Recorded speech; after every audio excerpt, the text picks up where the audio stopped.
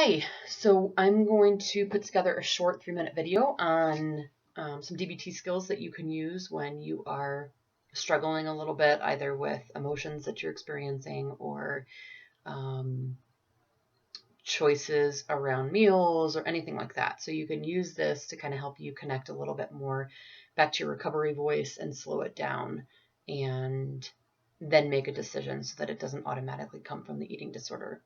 So the first thing when you're trying to maybe operate a little differently with mindfulness is to first connect to your breath. So when you're starting to get pulled away by your emotions or by eating disorder thoughts, the first step is to come back to your breathing and just to notice your breathing in through your nose and out through your mouth.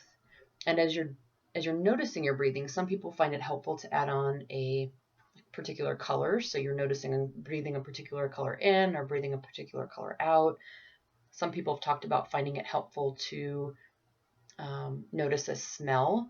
They might carry like one of those small scent jars with them, or they might just think about a scent like pine trees or the beach, and kind of imagine breathing in that scent and then just breathing out and releasing the breath.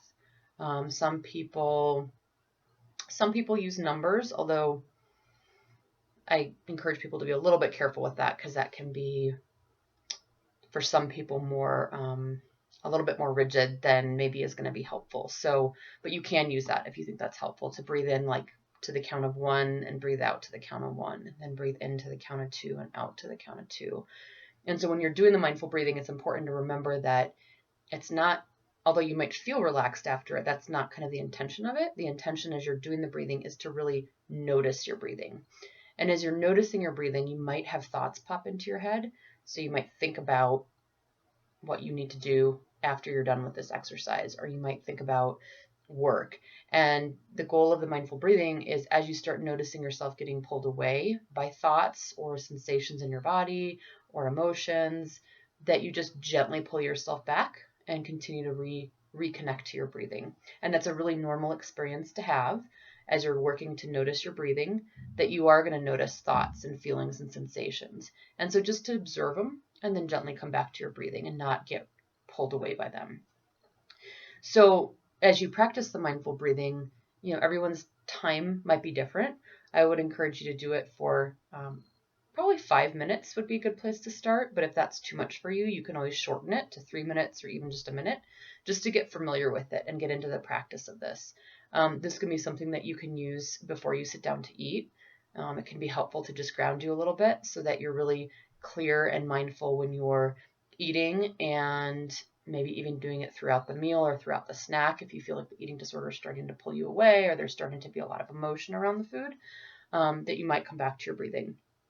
And I always encourage people to build it in outside of mealtime and snack time too, so that it just becomes a more comprehensive process or larger part of your day. So you might do it first thing when you get up in the morning. You might practice it when you go to sleep at night. You might practice it when you're driving. You might practice it at work.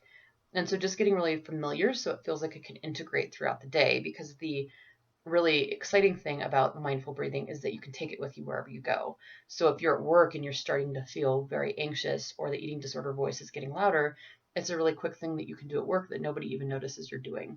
And it doesn't cost any money. You don't have to bring anything with you. So that's kind of the really nice part about getting really familiar with how to connect to your breath. So my encouragement would be to you, as you watch this video, is to practice that over the week at just different times throughout the day, and just notice your experience with it.